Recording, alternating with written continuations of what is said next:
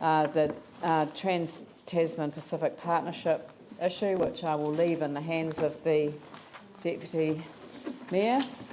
And I do apologise, but I have another meeting.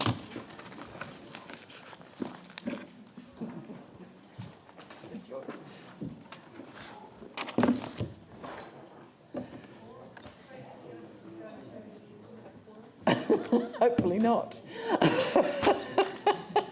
What's a quorum? Does anyone know? No. 7, 3, just. Well, if you do, it will stop the meeting. So would you like to... So the TPPA, we've got, I think, as the one thing remaining in the public.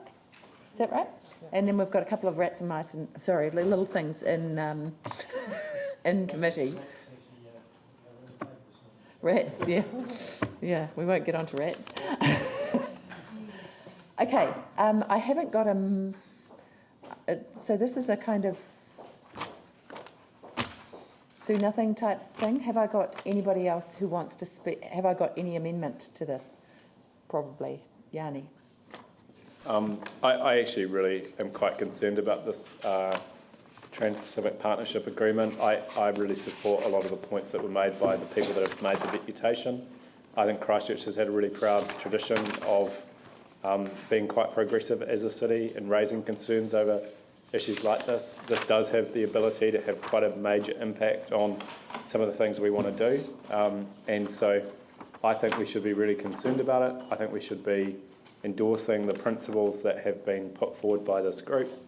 We should also be seeking, raising this matter with LGNZ and seeking LGNZ to adopt those same principles and take a national view. But this is really scary that this has been done in secret. It's the consequences for us not knowing what's in it, but getting a general feel for some of the things that could happen. I don't think this is something we should be supporting.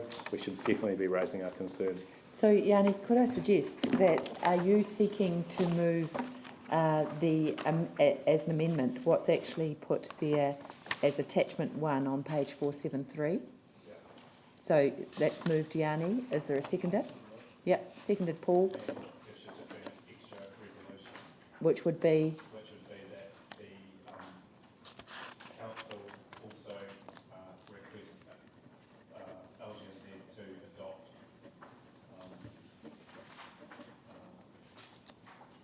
a similar position. To adopt a similar position. Okay, so it's all of what's on page 473 plus an additional 13, I guess, that the City Council also request LGNZ to adopt a similar position, right? Seconded by Paul. I'm actually happy to vote with that. I cannot see that we wish to actually undermine something as useful as Whāmek. I don't like the idea of national sovereignty being undermined. I don't know whether that's going to happen in this case. But my hunch is that this gives large businesses, particularly in tobacco, alcohol, drug companies, others, a power that they don't deserve, and that in some way may threaten both councils and governments' ability to take a stance on issues and be able to take that issue forward. The concern I've had has been around Whāmek, because I've heard from a number of the people in Whāmek how worried they are about the risks associated with this from drug companies coming in and undermining the very excellent model that we have here. I agree with the speaker in terms of, would you sign something that you haven't seen? I would also tell my kids not to sign something that they haven't read. I think it's sound advice, so I'm happy to support this amendment. Sorry, yep. Just so we're clear, I think it should be council adopt attachment 1 as its position, yep. And request that LGNZ also adopt attachment 1 as a national position. Okay, you okay with that? I think that's probably as simple as we can get it. Adopt attachment 1 as its position. Yep, Paul. Look, I agree with everything Yanni said, but also it could very well mean that the lack of democracy for our city, and any city in New Zealand, and even for New Zealand itself. So it's of that much of a concern. I mean, at a time where, as I said, we were trying to actually establish more of a grassroots approach where the community actually enables us to actually enact on what they want, this will actually totally wipe that out. Yeah. So I think we really got to put a strong standpoint to this here. Yep. Glenn, then Andrew.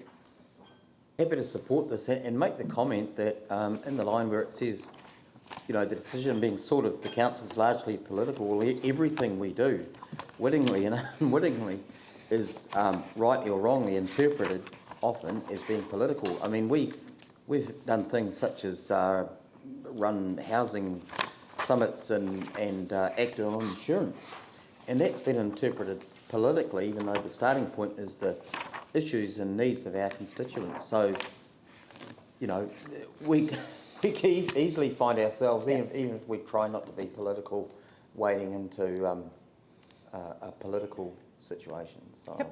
Sure. Andrew. Yeah, absolutely agree that we shouldn't be afraid of politics in any way. I don't see anything in the attachment that I disagree with. There's a lot of stuff in there that's certainly quite sensible and quite positive.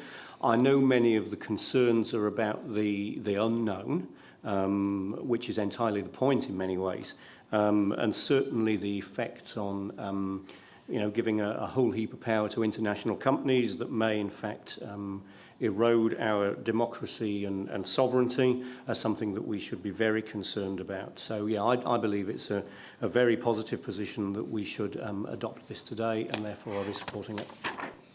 Okay, any further debate? Can I put it? Those in favour, please say aye. Those opposed? Carried. And I think I'm now up to the resolution to